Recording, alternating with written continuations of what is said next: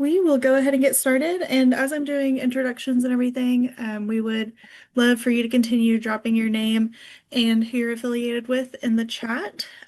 This will be an interactive webinar, so there will be some questions and moments for reflection out loud in the group. And it'll be a better webinar if everyone participates, so that we can all learn from each other.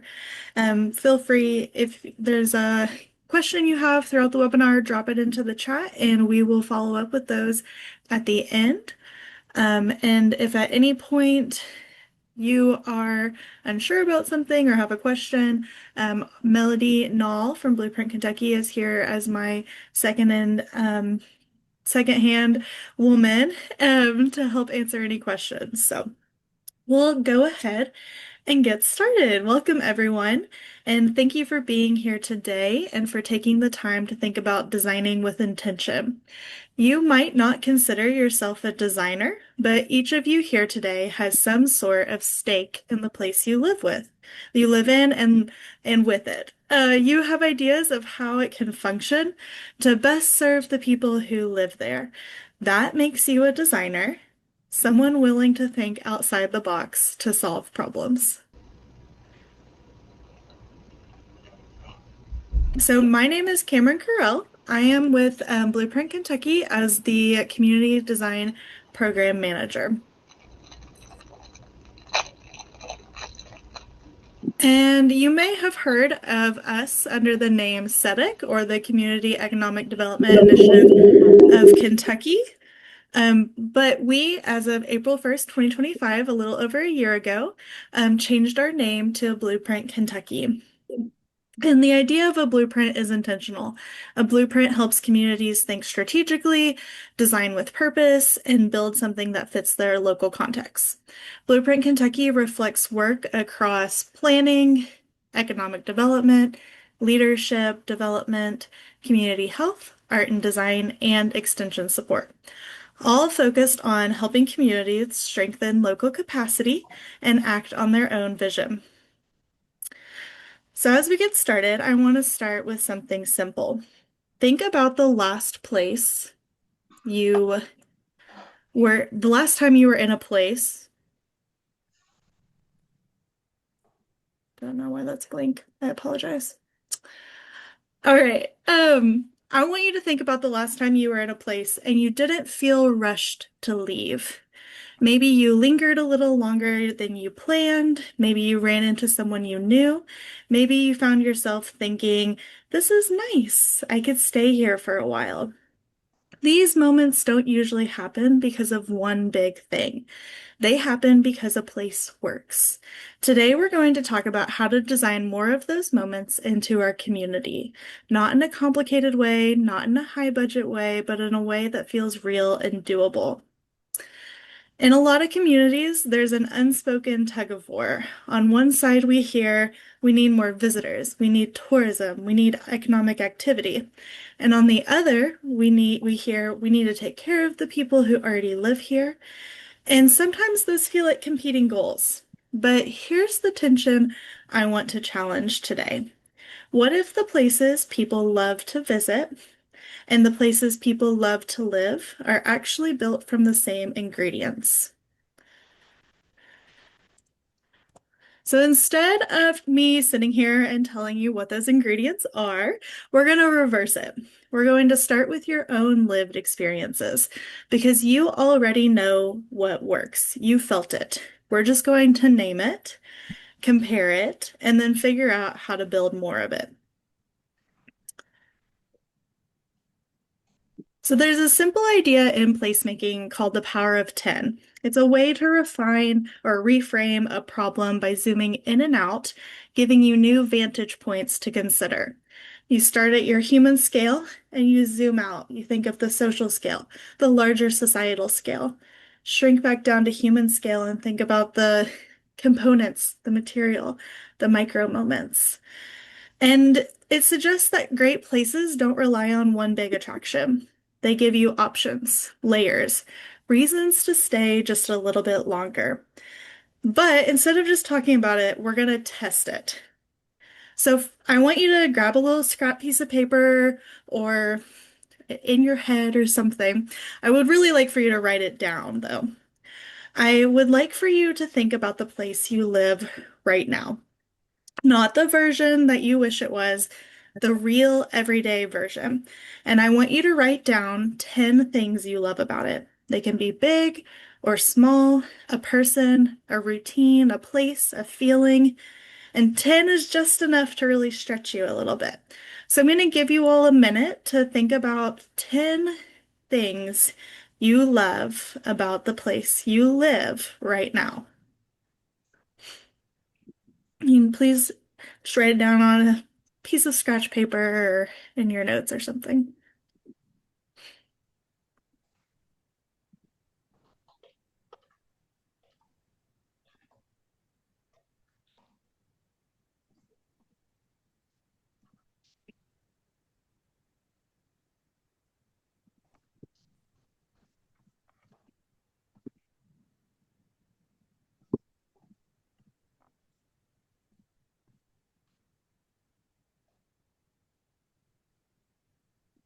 Now, as you work on those 10 things, I'm a little curious. Has it been easy to write those 10 things down? Did you get to the first five or six no problem, and then you had to start digging a little bit? And then really think about notice what you've written down. A lot of times it's not landmarks, it's not infrastructure, it's the in-between things. It is difficult to list 10. Maybe it's the coffee shop where they know your order, the park your kids always choose, the little shortcut that it feels like just you know that you can get somewhere quicker. Maybe some of them are big things too. But just take a minute and really digest what your 10 things were. And then we're going to think about another place. So we're going to shift. Think about a place you choose to go, your favorite place to vacation. If you could go there 100 times, you would. Somewhere you look forward to visiting. And do the same thing. Write down 10 reasons you love that place. And I'll give you a minute to do that. It might be a little easier.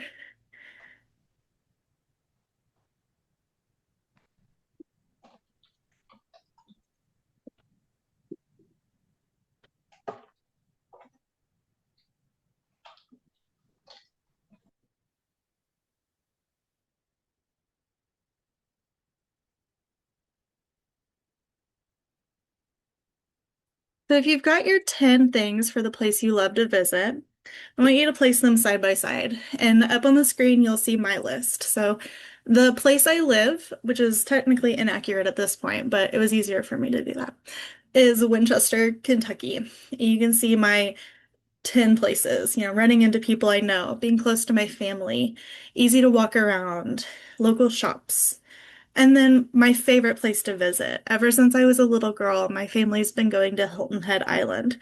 And from there, I've got my 10 reasons that I love Hilton Head. So it's relaxing. I can bike everywhere. There's lots of happy memories, the slower pace. People feel really friendly. And so when you look at your own list, notice what overlaps. And I would love if someone either dropped in the chat or came off mute and shared maybe some overlaps that they noticed in their list.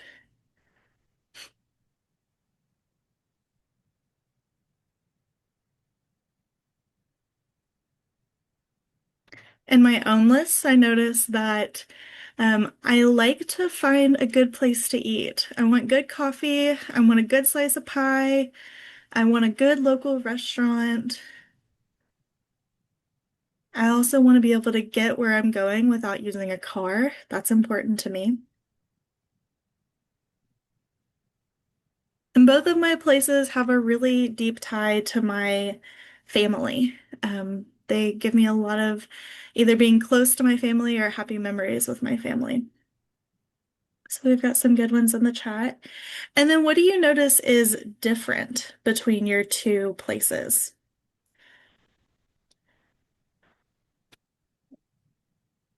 Obviously, there's not a beach in Winchester, Kentucky, sadly.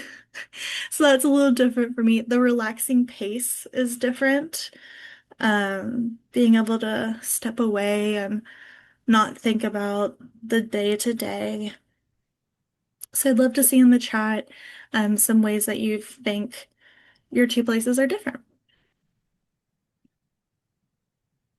And as we go through those and you look at your list and everyone's in the chat, something interesting usually shows up here. The places we love to visit tend to have more variety, more to do, more to engage, more reasons to linger. It's not always bigger. There's not always more things. It's just a richer experience.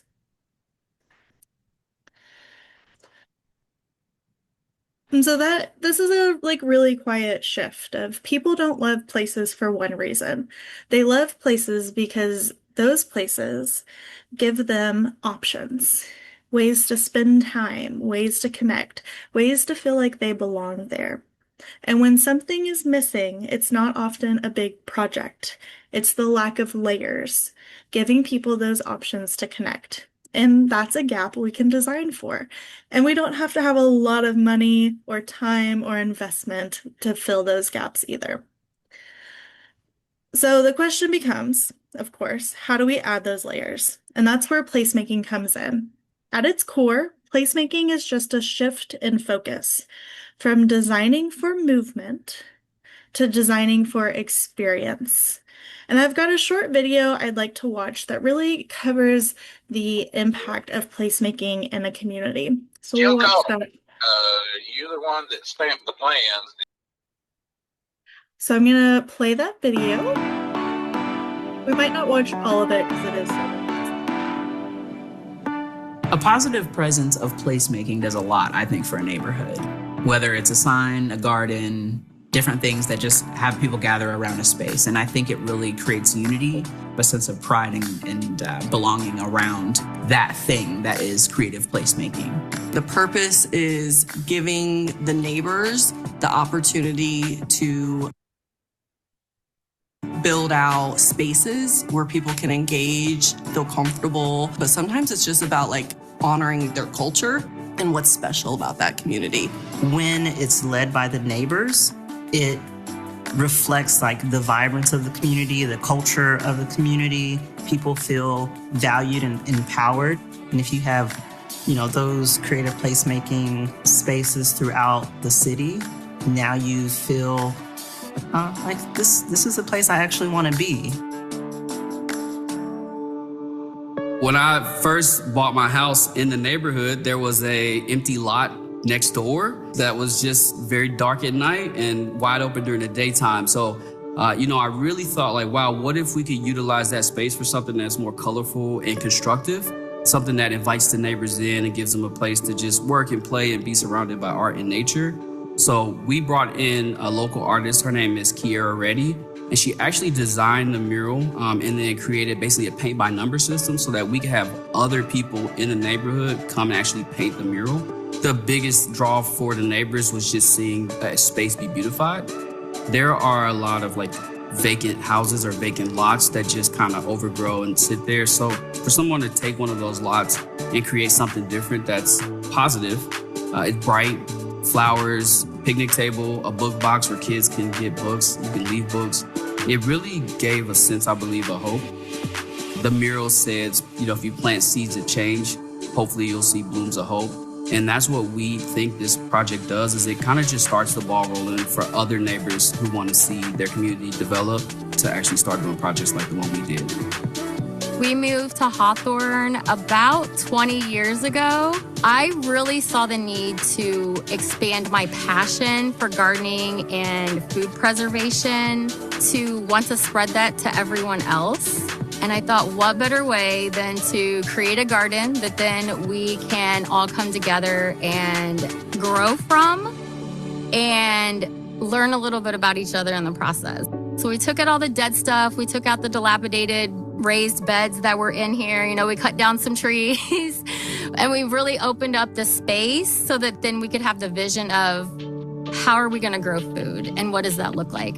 And I love that we're being able to show people how they can grow food in such a small space by the way that we plant in our raised beds. Once you get people invested in their neighborhood and in their community, then that's when communities thrive. So my ultimate goal was to really provide an opportunity for people to be able to thrive.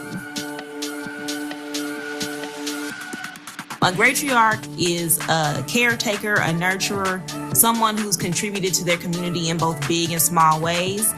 These people, especially people who do small things like babysitting or like taking people groceries, often don't think of themselves as like neighborhood heroes or great in any way. And so once I started doing storytelling drawing sessions with the matriarchs, I continued to get more and more involved in the neighborhood that I was originally from.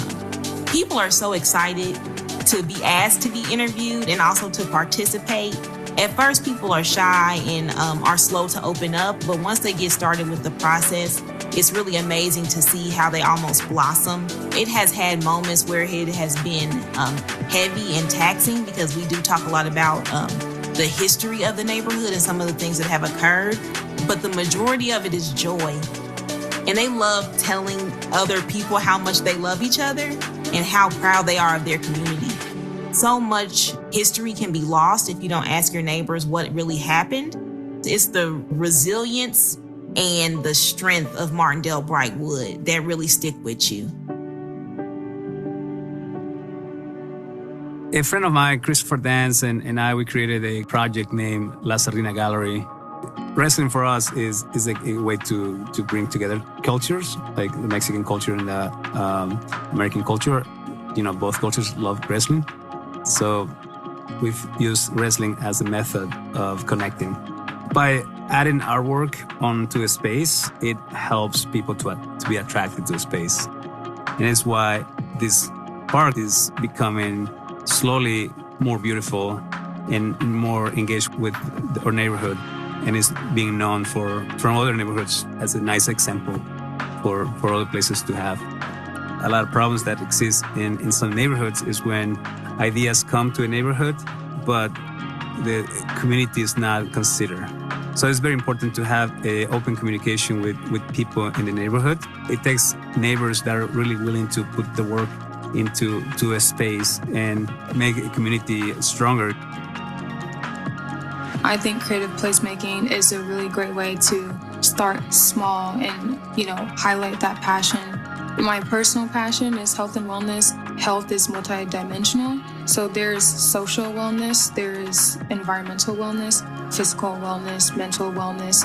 And so when you change one, it can affect all the other ones. And so I just wanted to share what I've learned about health and wellness with my community, but also make it fun and more interactive. And so it was very much a give and take kind of experience, which is exactly what I was hoping it would be. And the INRC, they're very streamlined with their mission. Even if it's something small or it's just a regular person like me, they see the value in that and they give you a platform, they give you resources. I felt that they really believed in me.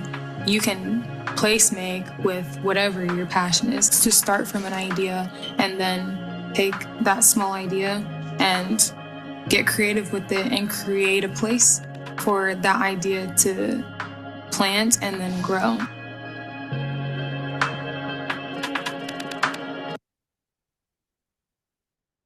I think there are so many things in that video that stand out to me.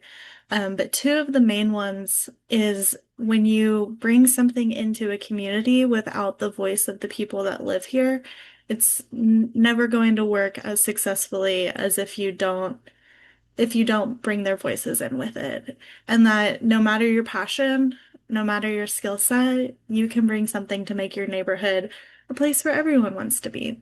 And that's what placemaking is about at its core. If you want to drop in the chat something that stood out to you in that video, I'd love to see it. And while you drop those things in the chat, we're going to talk about what does placemaking look like. A lot of those things were already covered in the video, but something I want to point out is a lot of communities are really good at getting people through a space.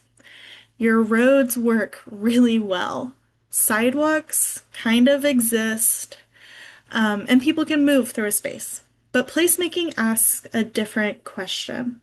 Why would someone stay here? Is there somewhere to sit? Is there shade? Is there something to do once you arrive? Or is it just another place that you pass through on the way to something else? There's 6 pictures up here, and some of them have people, some of them are empty, but all of them are a place I personally would want to be. And there's many reasons each of these places are attractive to me. The bright colors, the shade, the comfort items, um, the other people there.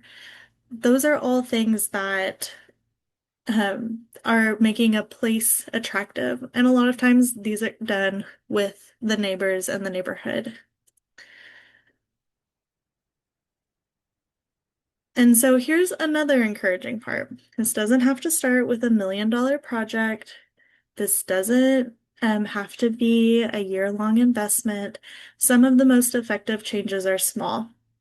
A few chairs where there were none, a pop-up event, an interactive mural that gives people a reason to stop.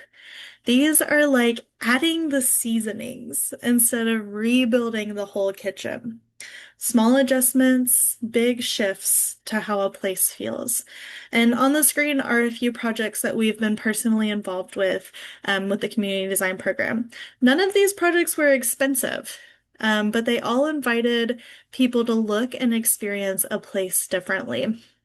Whether they're adding new shade, colors, changing the material of the ground, putting pop-up gardens in places you wouldn't expect. And all of these were led by community members. They weren't just designers or people at the city or local government. They're just community members who wanted to make their neighborhood a more enjoyable place.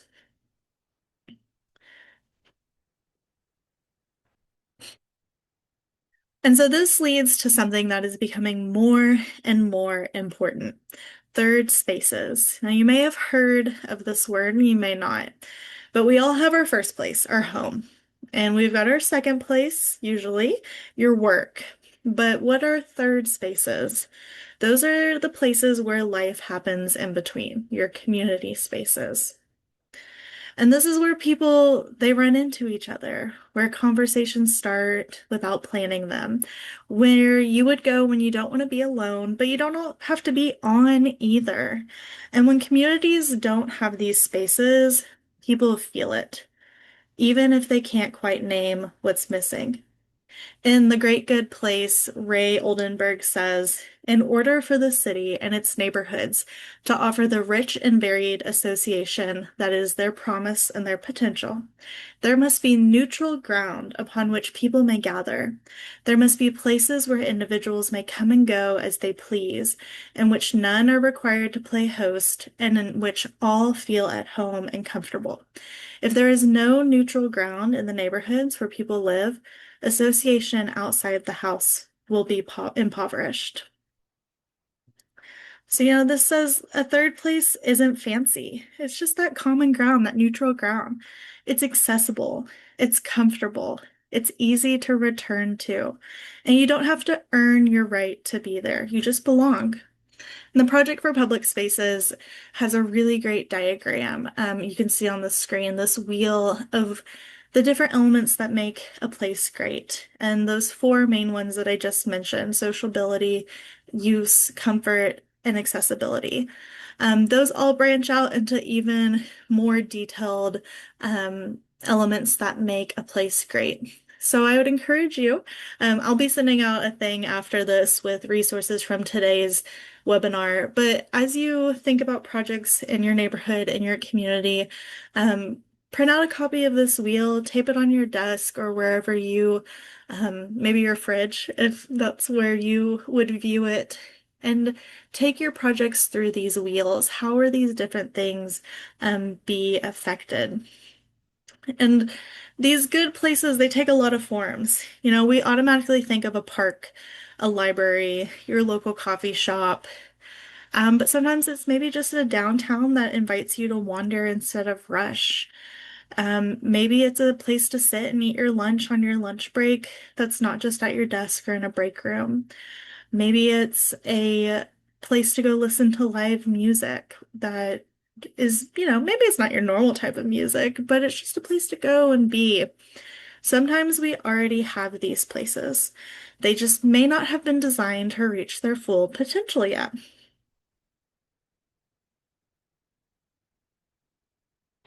So I'd love for us to take a minute to reflect. So think about your community again. Where are your third spaces? And you can drop those in the chat or you can come off mute and share some third spaces in your community.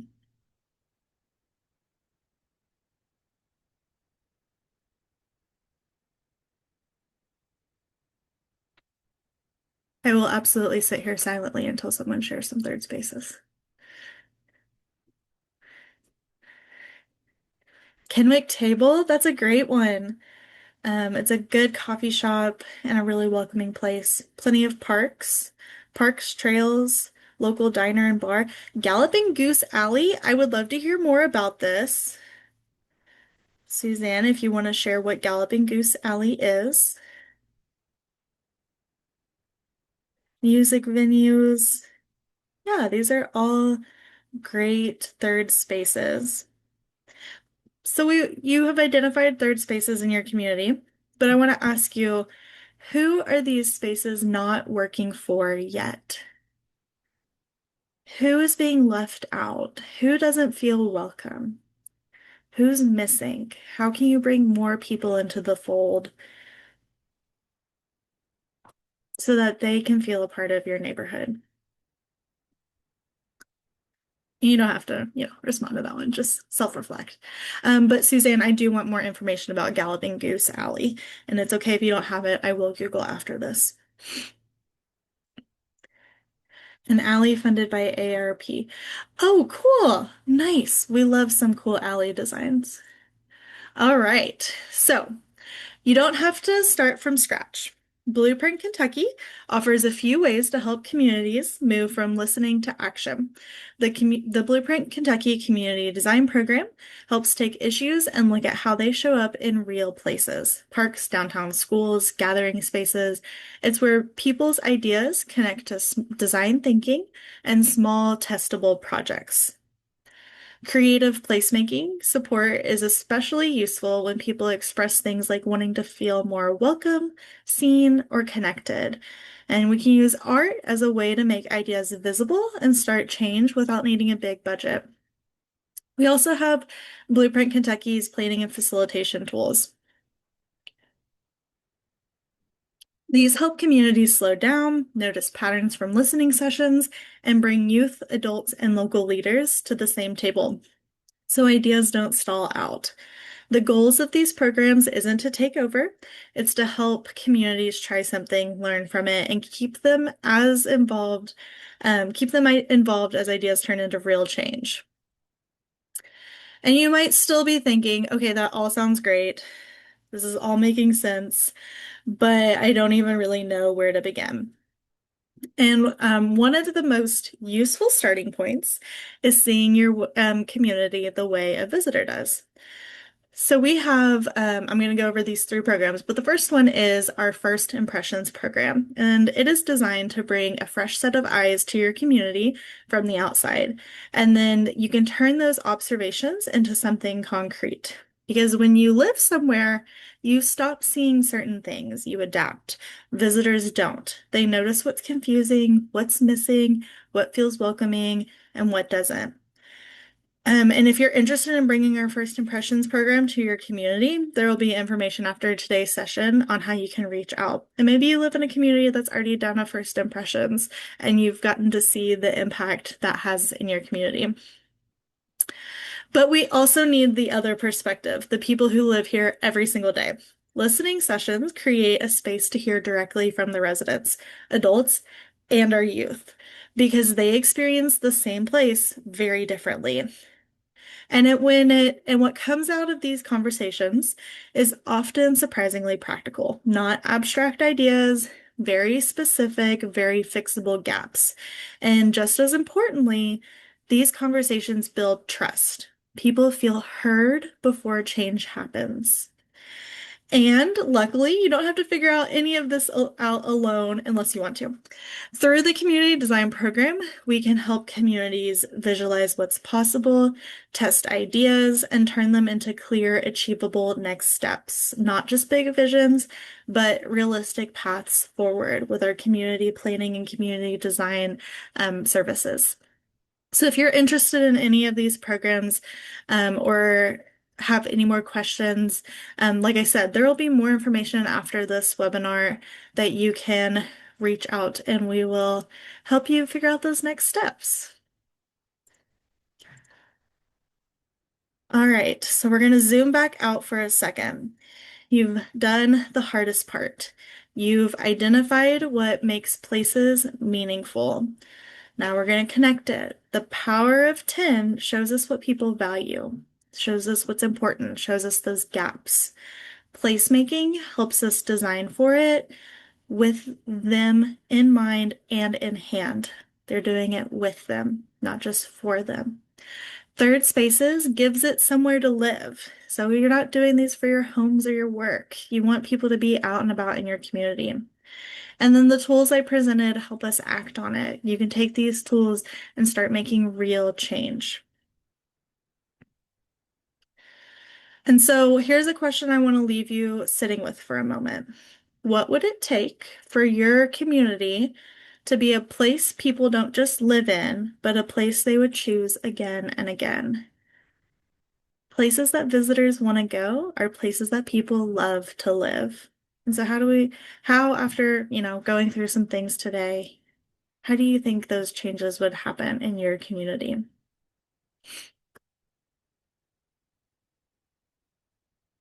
You can drop it in the chat, or you can just silently reflect on it.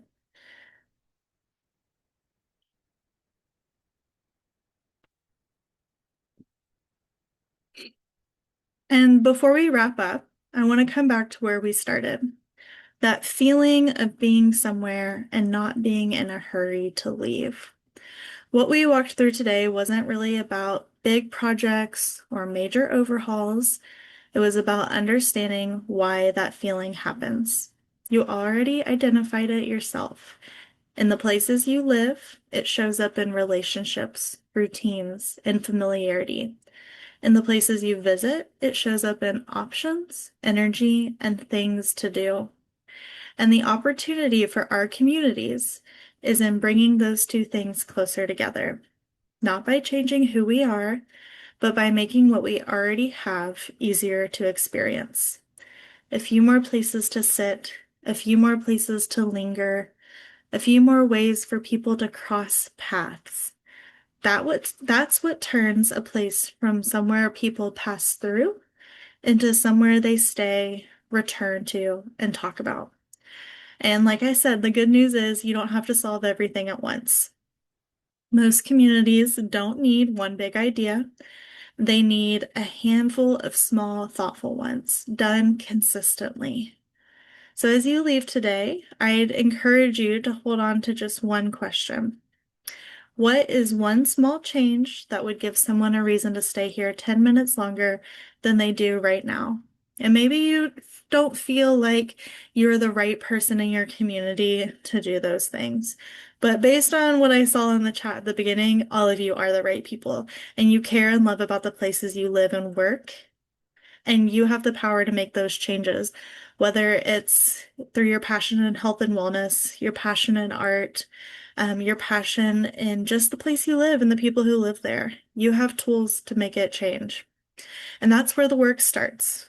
Not with a complete transformation, but with a moment that makes someone pause and think, this is a place I'd come back to. And if you're interested in digging deeper into this work, whether that's through first impressions, our listening sessions, or a visioning session, we'd love to support you. Okay, before we wrap it out, I would love to hear from you. What stood out from today's session, and what are you seeing in your own community?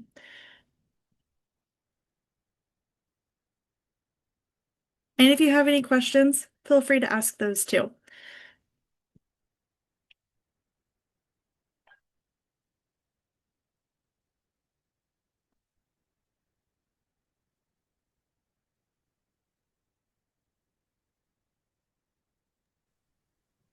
Cameron. All right. Well, yes. I just want to highlight some of the wonderful third spaces that were mentioned in the chat. 'Cause if not everybody's Yeah. looking, we're talking about parks, those coffee shops, trails, local diners and bars, the alley, of course, Galloping Goose, music venues, community theater, riverfront.